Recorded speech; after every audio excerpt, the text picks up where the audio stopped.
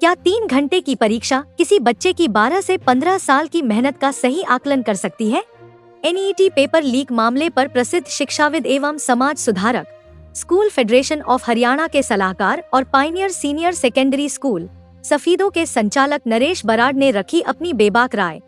उन्होंने शिक्षा व्यवस्था, माता पिता की जिम्मेदारी, बच्चों के संस्कार और समाज के कई ज्वलंत मुद्दों पर खुलकर बात की।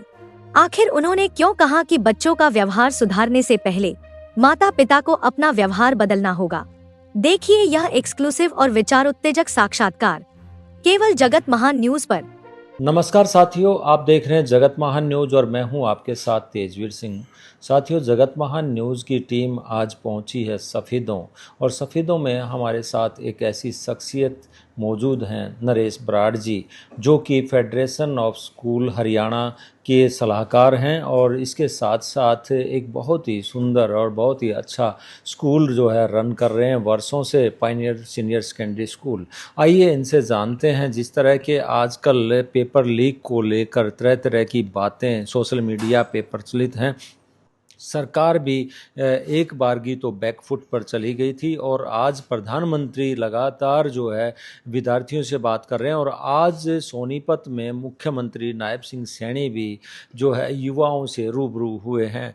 तो ऐसी ज़रूरत आन पड़ी कि युवाओं से बात की जाए। तो ऐसे में शिक्षा जगत की बहुत बड़ी हस्ती हैं नरेश बराड़ जी, और ये समाज सुधारक भी हम इन्हें कह सकते हैं, क्योंकि ये एक युवाओं को सुबह प्रेयर के दौरान बहुत अच्छा मैसेज देते हैं, जिससे यहाँ से निकलने वाले जो विद्यार्थी हैं वो अलग अलग कॉलेज और यूनिवर्सिटी में जाके जो है स्कूल के ब्रांड एम्बेसडर के रूप में काम करते हैं और समाज सुधारक का वो भी काम करते हैं। नरेश बराड़ जी, सबसे पहले आपका स्वागत। हाँ, मेरी ओर से भी आपका स्वागत है। आप विद्यालय में आए, बड़ी खुशी की बात है, और आपने एक बहुत गंभीर विषय के ऊपर मेरे विचार जानने के लिए एक विचार रखा है जी। आजकल बच्चों के अंदर काफ़ी निराशा का वातावरण है। मैं इसको किसी सरकार विशेष से जोड़ के नहीं देखूंगा, ना किसी समय विशेष से। हम भी जैसे इतनी एज को प्राप्त हुए हैं तो बचपन से सुनते आते हैं कि बच्चों के एग्ज़ाम में, बच्चों के इंटरव्यू में, उनके नौकरी की नियुक्ति में बच्चों को सरकारी तंत्र पर टोटल अविश्वास रहता है। और ये लोकतंत्र में हमारी सरकारों की असफलता है कि युवाओं के अंदर कम से कम राष्ट्र के प्रति, अपने नेताओं के प्रति विश्वास होना चाहिए कि वो पारदर्शी हैं, वो सिस्टम में ईमानदार हैं। लेकिन आज़ादी के 75 साल के बाद भी ये बात संभव नहीं हो पाई, और आज तक भी बच्चों को इन बातों से दो चार होना पड़ रहा है। और इसमें बच्चों का पक्ष भी सही है, बच्चे बिल्कुल जो फील करते हैं वही पूरा स्पष्टता से बता रहे हैं। तो मेरा निवेदन पहले जो हो गया वर्तमान सरकारों से है कि वो बच्चों की इन शंकाओं का न केवल निवारण करें, सारे एग्जामिनेशन के सिस्टम ईमानदारी से करवाएं। जहाँ इंटरव्यू की आवश्यकता है केवल वहाँ इंटरव्यू रखें, अदरवाइज इंटरव्यू के नाम पे बहुत सारे बच्चों को ऐसा विश्वास हो गया इंटरव्यू की व्यवस्था से, वहाँ इंटरव्यू को रद्द किया जाए और बच्चों की बाकी योग्यताओं को देख के उनका सिलेक्शन किया जाए। तो मैं इस मामले में बच्चों की मांग का समर्थन करता हूं, लेकिन सरकार से तो केवल निवेदन करते हैं कि वो बच्चों की जो शंकाएं हैं उनको दूर करें। लेकिन जिस प्रकार से जंतर मंतर पर प्रदर्शन हुआ, और वहाँ भी बहुत सारी वीडियोस भी निकल कर सामने आई, आखिरकार सरकार को बच्चों की, विद्यार्थियों की जो है, युवाओं की जो बात माननी पड़ी। और झारखंड में भी अब ऐसा ही एक मतलब आंदोलन चल रहा है। वहाँ के भी एक TDPL करके कोई कम संस्था है जो पेपर कंडक्ट करवाती है, उसको लेकर भी काफ़ी सवाल खड़े किए जा रहे हैं। तो ऐसी एजेंसियां और जो बनाया गया बिल है केंद्र सरकार द्वारा, क्या लगता है आपको कि आगे चलकर कुछ समाधान होगा? देखो, बच्चों ने जो ये पक्ष रखा अपना, ताज़ा जैसे झारखंड का मामला है, उससे पहले राष्ट्रीय स्तर पर दिल्ली का मामला है, मैं इसको बेहद अच्छा संकेत मानता हूँ कि आज का बच्चा जागरूक हो गया है। और जब युवा जागरूक हो जाएगा तो उसके हक को मारना, उसके हक पे डाका डालना सरकारों के लिए मुश्किल हो जाएगा। और बच्चों ने अपनी एकजुटता दिखाकर बहुत बड़ी कामयाबी हासिल की। भले ही ये सिंबॉलिक है, प्रतीकात्मक है, लेकिन मुझे लगता है इससे आने वाली सरकारें सजग हो जाएंगी और बच्चों के साथ अन्याय नहीं होगा। तो आजकल सरकारों ने जो थर्ड पार्टी का इन्वॉल्वमेंट कर लिया बहुत सारे एग्ज़ाम में। पहले सरकार का अपना खुद का सिस्टम होता था, सरकार की जवाबदेही होती थी, लेकिन आजकल सरकारों ने पता नहीं क्या समझ के एक थर्ड पार्टियों को शामिल कर लिया है एग्जामिनेशन के पैटर्न में, या बहुत सारे प्रिंटिंग में, या बहुत सारे ऑब्जर्वेशन के कामों में। तो बच्चों की, युवाओं की उस सिस्टम पे शंकाएं हैं।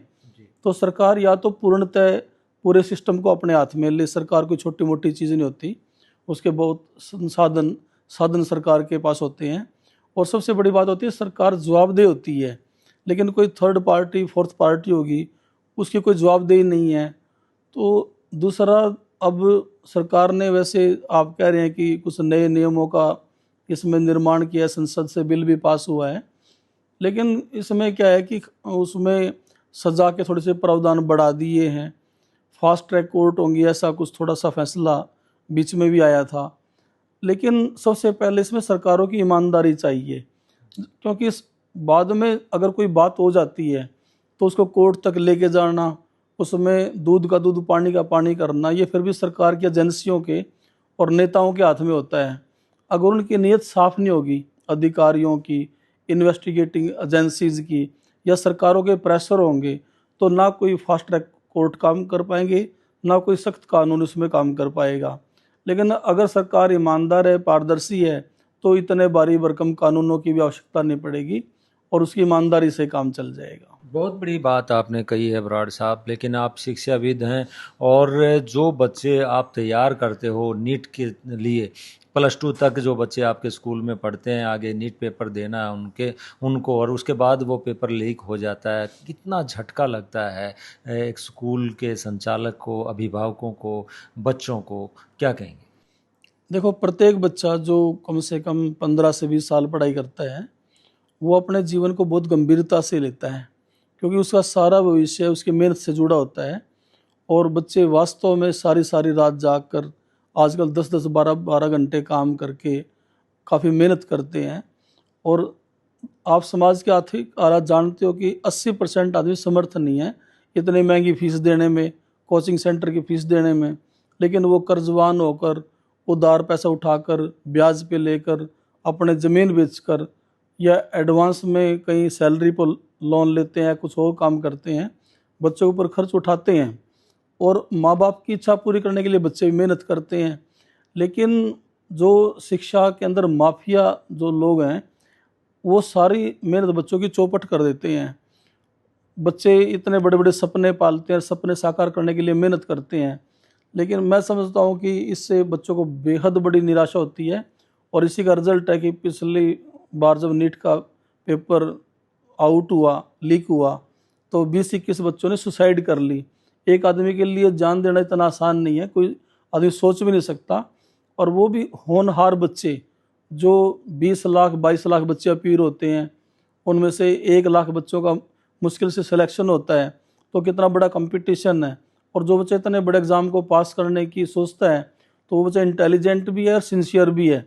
तो सिंसियर बच्चे से ये अपेक्षा करना कि वो अपनी जान दे दे, तो आप देखो कितना बड़ा कदम और कितनी बड़ी उसकी मजबूरी है। तो सरकारों को इन मामलों को बेहद संवेदनशीलता के साथ लेना चाहिए। इससे बच्चों का भविष्य भी बनेगा और अमूल्य जो जीवन है बच्चों का, जो इन बातों पे नष्ट करें, उन बच्चों के जीवन को भी बचाया जा सकता है। जी बराड़ साहब, ये जो कोचिंग सेंटर हैं, इनके ऊपर भी इस मुहिम के दौरान सवाल खड़े हुए कि कई बार कुछ कोचिंग सेंटर के जो संचालक हैं वो इस तरह की चीज़ों में लिप्त पाए जाते हैं, क्या कहेंगे आप? इसमें एक तो जो बच्चे साधारणतः स्कूलों में शिक्षा ग्रहण करते हैं, सरकार ने NCERT किताबें लगा रखी हैं, बड़ा सख्ताई से पालन भी करवाते हैं, पेरेंट्स खरीदते हैं, बच्चे पढ़ते हैं और सारा साल शिक्षक पढ़ाते भी हैं। लेकिन दुखद बात यह है कि जो इन्होंने परीक्षा के पैटर्न बनाए हैं, तरीके बनाए हैं, उसमें ऐसे क्वेश्चन पूछते हैं जो बच्चे के साधारणतः जो स्कूलों में बच्चा शिक्षा ग्रहण करता है उस तरह के क्वेश्चन उन पेपरों में नहीं आते हैं। तो उससे बच्चों को कहीं ना कहीं ज़रूरत महसूस होती है कि मुझे कहीं से कोचिंग लेनी पड़ेगी और कोचिंग के बिना मेरा उद्धार नहीं है। अगर मैं स्कूली किताब जो पाठ्यक्रम है उसे कितनी मेहनत कर लूँ, मुझसे वो परीक्षा पास नहीं होगी। तो सरकारों को चाहिए कि जो स्कूलों में शिक्षा दी जा रही है बच्चों को, वो सरकार के इच्छा से, उसके डिज़ाइन के सिलेबस से, उसके डिज़ाइन की किताबों से ली जा रही है। तो वो बच्चों को उसी शिक्षा के द्वारा कहीं ना कहीं टेस्ट कर लें। स्कूलों में जो बच्चे शिक्षा ग्रहण कर रहे हैं उनको दूसरे तरह के कामों में ना झोंके, जिससे बच्चों को उस तरह क्वेश्चन तैयार करने के लिए बड़ी बड़ी कोचिंग लेनी पड़े, घर से बाहर रहना पड़े या इतनी भारी भरकम फीस देनी पड़े। अब उन कोचिंग संस्थानों में भी क्योंकि वो बड़ी बड़ी फीस लेते हैं, आपसी कंपटीशन है, प्रतिस्पर्धा है, तो कहीं ना कहीं फिर वो कोशिश करते हैं कि मुझे कहीं से पेपर अवेलेबल हो जाए। तो वो ऐसे जुगाड़ अपने लगाते हैं, पैसे की उनके पास कमी नहीं होती कि बहुत सारा पैसा वो कमाते हैं। आजकल हज़ारों लाखों बच्चे उन संस्थाओं में पढ़ते हैं। तो वो जो व्याप्त भ्रष्टाचार है राजनीति में और प्रशासन में, उसका लाभ उठा के फिर वो पेपरों को लीक करवाते हैं और अपने चुनिंदा बच्चों को देकर अपने संस्थानों का नाम बड़ा करते हैं। दूसरा ये है कि खाली 3 घंटे के टेस्ट में जो बच्चे का 12-15 साल पढ़ता है उसको 3 घंटे में एक परीक्षा के लिए जांचना है बच्चों के साथ नाइंसाफ़ी है। तो सरकारों को चाहिए कि ऐसा कोई पाठ्यक्रम तैयार करे, ऐसा कोई तरीका तैयार करे कि वो बच्चा अपने स्कूल में 12 से 15 साल पढ़ता है, उसका वहीं से कोई ना कोई गुणवत्ता का आकलन करके और उन बच्चों को ये बड़े बड़े जो इस तरह के एग्ज़ाम हैं या प्रवेश परीक्षा हैं उसमें बच्चों का उसमें लाभ दें और उसको उन 12-15 साल में जांच लिया जाए। जब वो बच्चा पढ़ता है, खाली वो 3 घंटे का स्ट्रेस बच्चों को ना दिया जाए। वो बच्चों के साथ नाइंसाफ़ी है। कई बार उस 3 घंटे के दौरान जो 3 घंटे बच्चे को 15 साल के बाद मिलने हैं, जब वो +2 कर लेता है, उस दिन बच्चे का स्वास्थ्य अच्छा नहीं है, बच्चे घर में कोई बुरी खबर है, माता पिता बीमार हैं या रास्ते में ट्रैफिक जैम में फंस के बच्चा किसी मानसिक तनाव में आ गया, तो कोई भी कारण हो सकता है कि बच्चा वो 3 घंटे कई बार सही प्रयोग नहीं कर पाता, जबकि उसमें जीवन मरण का खेल है बच्चे के लिए। तो ये जो 3 घंटों की परीक्षा का पैटर्न है, ये बहुत पुराना पैटर्न है।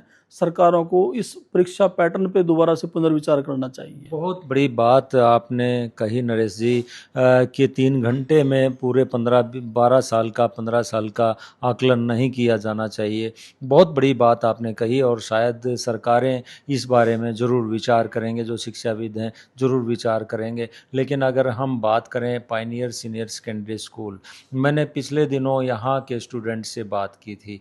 उनके संस्कार, उनकी जो शिक्षा का लेवल था वो एक आले दर्जे का था। आज वो हो सकता है किसी यूनिवर्सिटी में हों और वहाँ पायनियर स्कूल के ब्रांड एम्बेसडर के रूप में काम कर रहे हों, वहाँ अपने संस्कारों का प्रचार प्रसार कर रहे हों। तो जो युवा हैं, जो स्कूल गोइंग जो विद्यार्थी हैं, वो जो निकल के जाते हैं आगे कॉलेज के लिए, ऐसे विद्यार्थियों को लिए आप क्या कहेंगे? देखो, मैं 35 साल से शिक्षा जगत में काम कर रहा हूँ और इस लंबे अरसे में मैंने ये पाया है कि वैसे तो सब बच्चे पढ़ने के लिए आते हैं, माँ बाप सब बच्चों को पढ़ाने के लिए भेजते हैं, लेकिन एक बात को मैं ईमानदारी से स्वीकार करता हूँ कि सरकार के पास जितने रोज़गार हैं जो शिक्षा के ऊपर आधारित हैं, तो हमारे पढ़ाए गए बच्चों में से 10% भी बच्चे उन रोज़गारों में स्थापित नहीं हो पाते, क्योंकि नौकरियां इतनी कम हैं, पोस्टें इतनी कम हैं और भारत की जनसंख्या आबादी बहुत बड़ी है। तो बाद में क्या होता है, 80 से 90% बच्चे ऐसे होते हैं जो या तो अपने पुश्तैनी कामों करते हैं, जो उसके माता पिता काम है, खेती बाड़ी का, दुकानदारी का या व्यापार का, या बच्चे फिर दूसरे तरह के रोज़गार में प्राइवेट सेक्टर में जाते हैं। तो उसमें जो वो प्रतिस्पर्धा से जो 15 साल पढ़ते हैं या 20 साल पढ़ते हैं, वो पढ़ाई का लाभ केवल 10% बच्चों को मिलता है। लेकिन जीवन सबको जीना है, उन 90% को भी जीना है जो अपना खुद का काम करते हैं, व्यापार, बिजनेस, खेती बाड़ी जो भी करते हैं या निजी क्षेत्र में काम करते हैं, और जीवन उन 10% को भी जीना है जो सरकार की बहुत जो छोटी छोटी संभावनाएं हैं उनमें बच्चे वो अपना आप को एडजस्ट कर लेते हैं। तो कम से कम मैंने ये महसूस किया कि बच्चा खुश रहना चाहिए। वो 90% भी खुश रहें जो अपने स्वरोजगार में आते हैं, और वो 10% बच्चे भी खुश रहें जो कहीं ना कहीं सरकार की दी गई संभावना के अंदर अपने आप को एडजस्ट पाते हैं। तो उसमें संस्कारों का होना बेहद ज़रूरी है, क्योंकि परिवार सब बच्चों को चलाना है, परिवार सबके होने हैं, माता पिता सबके हैं। तो हमने देखा कि पढ़ाई बेशक 10% बच्चों के काम आई उस वे से, जितने अपॉर्चुनिटी उनके पास हैं, जी लेकिन संस्कार 100% बच्चों के काम आते हैं। जी, बहुत बड़ी बात है। और 100% बच्चों के माता पिता हैं, उनका समाज है, उनका आत्मसम्मान है, तो समाज में वो प्रतिष्ठा से जी सकते हैं। तो हमने फिर ऐसी विधा को सब बच्चों को देने की कोशिश करी जो सबके काम आए। तो इसलिए हमारी संस्कारों पे बेहद प्राथमिकता है। तो इसलिए आप फील करते हैं जब पायनियर स्कूल का बच्चा समाज में, सोसाइटी में निकलता है, तो कम से कम जो उसके संस्कार होते हैं उसके लिए उसकी कम से कम सराहना होती है। और इसमें हम सराहना का भी हमें कोई मेडल नहीं चाहिए। हम तो ये सोचते हैं कि एक बच्चा हमारे पास कम से कम 15 साल पढ़ता है, उसका जीवन सुखमय कैसे बना सकते हैं, उसकी समाज में प्रतिष्ठा कैसे हो सकती है, और उसके साथ साथ वो एक बैलेंस बना के अपने घर परिवार को कैसे चला सकता है, उसके लिए जरूरी उसके अंदर मर्यादाएं, संस्कार, वैल्यूज़ हों। तो इसलिए इस बात की पहचान करने के बाद हमने स्कूल में बच्चों को संस्कार देने का काम किया है। कभी कभार जो इस तरह के विद्यार्थी जो पायनियर स्कूल से पास आउट होकर निकले हैं, वो जब अफसर बन के या कोई अच्छा बिजनेसमैन बन के कभी मिलते हैं तो फिर से आपके चरण स्पर्श करते हैं और फिर से उन संस्कारों का आत्मसात होता है, तो कैसा लगता है आपको, क्या कहें? मैं आपको आज का एग्जाम्पल बताऊं। स्कूल की एक लड़की है नवनीत कौर, जिसका मैं आपको नाम भी ले रहा हूं। जी उसके मेरे पास दिन में 2 बार फ़ोन आ चुके हैं। वो विदेश में है, न्यूजीलैंड कंट्री में। जी तो उसका यहाँ से पढ़ के गई बच्ची, वो तो एक एग्जाम्पल है। वो आज भी छोटी छोटी बातों पे सलाह लेती है। वो लड़की मुझसे 3-4 जो उसके पर्सनल लाइफ के एक्सपीरियंस हैं, जिसके बारे में उसको फैसले लेने हैं, उसने मेरे पास आज भी फ़ोन किए। ऐसे बहुत सारे बच्चे बड़े पदों को प्राप्त कर लेते हैं, डॉक्टर बन जाते हैं, लेकिन जब उनके आगे कुछ चुनौतियाँ आती हैं, गृहस्थ जीवन की चुनौतियाँ, वैवाहिक जीवन की चुनौतियाँ, या समाज में कोई फैसला लेना है, या घर में कोई घरेलू कलेश है, संबंधों में खटास है, तो बड़े बड़े पदों पर जाने के बाद भी बच्चे हमारा सलाह लेते हैं कि हमारे गुरुजनों का इसमें क्या राय है। तो इसलिए मतलब पद बड़े नहीं होते, हमारा गुरुओं का जो दर्जा है वो समाज के नज़र में, बच्चों की नज़र में लोग गुरु को भगवान के समान मानते हैं। तो अगर हम अपने कर्तव्य पे सत्यनिष्ठा से काम करेंगे तो हम बहुत बड़े पैमाने पर समाज का उद्धार कर सकते हैं। तो जो बच्चे बड़े बड़े पदों पे जाते हैं तो हमारे दिए गए संस्कारों से वो समाज का ज़्यादा लाभ करते हैं। तो इसलिए मतलब हमारा तो योगदान सोसाइटी के लिए एक शिक्षक का बहुत बड़ा होता है। जी, समाज को क्या संदेश देना चाहेंगे? आजकल जिस प्रकार से स्ट्रेस अभिभावकों को भी है, और बच्चों को तो होता ही है, पढ़ाई का स्ट्रेस है, लेकिन अभिभावक भी जो है हमेशा स्ट्रेस में रहते हैं। और जिस तरह की आपने बताया कि जीवन में बहुत सारी पेचीदगियां हैं जिनसे परेशान हो जाता है, रास्ता ढूंढ नहीं पाता है इंसान, तो ये देखता है कि किससे बात करें। तो आप जैसा व्यक्ति, समाज सुधारक या आप जैसा शिक्षक जब उनको मिल जाए तो रास्ता मिल जाता है, आप क्या कहेंगे? समाज को क्या कहना चाहिए? आजकल समाज के अंदर जो तनाव है, हाइपर टेंशन मैं देखता हूँ, वो 15 साल के बच्चों में, 20 साल के बच्चों में, 25 साल के बच्चों में आ गया है। बहुत अधीर हैं बच्चे, उनके पास पेशेंस नहीं है, जल्दबाज है, और माँ बाप की सही सलाह को वो बच्चे मानने के लिए तैयार नहीं है। उससे माँ बाप को भी कष्ट होता है जब बच्चा आज्ञाकारी नहीं होता, और खुद बच्चा भी पीड़ा में है। बच्चे को अफसोस होता है कि वो किसी की बात नहीं मानता। उसने अपने खान पान के तरीके बहुत ख़राब कर लिए हैं, जिससे उसका शारीरिक स्वास्थ्य भी खराब है और मानसिक स्वास्थ्य भी खराब है।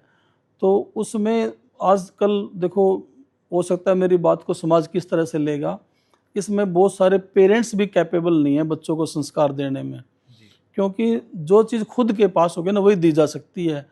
तो इसमें माँ बाप को भी आदर्श बनना पड़ेगा। जो बात वो बच्चों को समझाना चाहते हैं उनको वो चीज़ अपने जीवन में लेके आनी पड़ेगी। पूरा दृढ़ता से पहले पेरेंट्स फॉलो करें। बहुत सारी बातें अगर पेरेंट्स फॉलो करते हैं, वैल्यूज़ को, नैतिकता को, तो अगर वो ऐसे मूल्यों को ग्रहण करते हैं, आदर्श प्रस्तुत करते हैं, तो बहुत सारे बच्चों को बातें कहनी नहीं पड़ेगी। माँ बाप के जीवन से ही बच्चा सीख लेगा। तो मेरा माता पिता से निवेदन है, अगर वो चाहते हैं कि उनके बच्चे अच्छे रास्ते पे चलें, अच्छे पथ पर चले, तो वो उनके लिए आदर्श बने, और वो चीज़ जो अपने बच्चों को समझाना चाहते हैं वो अपने खुद के जीवन में लेकर आएँ। तो उसके बाद फिर बच्चा अपने माता पिता को देखकर भी सीखेगा, और माता पिता के जो मुंह के बोले गए शब्द उनकी भी वैल्यू होगी। तो उससे फिर जब माता पिता अच्छे होंगे, संतान अच्छी होगी, तो समाज का भविष्य अच्छा होगा, अच्छे परिवार बनेंगे। जी, तो दर्शकों ये थे नरेश बराड़, शिक्षाविद हैं, समाज सुधारक हैं और समाज में एक अलग ही इनका रुतबा है और बच्चों में ये बहुत ही ज़्यादा चर्चित हैं क्योंकि ये जो उन्हें समझाइश देते हैं उससे वो जीवन में सफल हो रहे हैं। और साथ ही साथ नरेश बराड़ जी ने जिस प्रकार से सरकार के सामने भी बात रखी कि कानून चाहे कितना भी कठोर बना लें लेकिन जब तक इच्छा शक्ति ना हो ये समाधान नहीं होगा।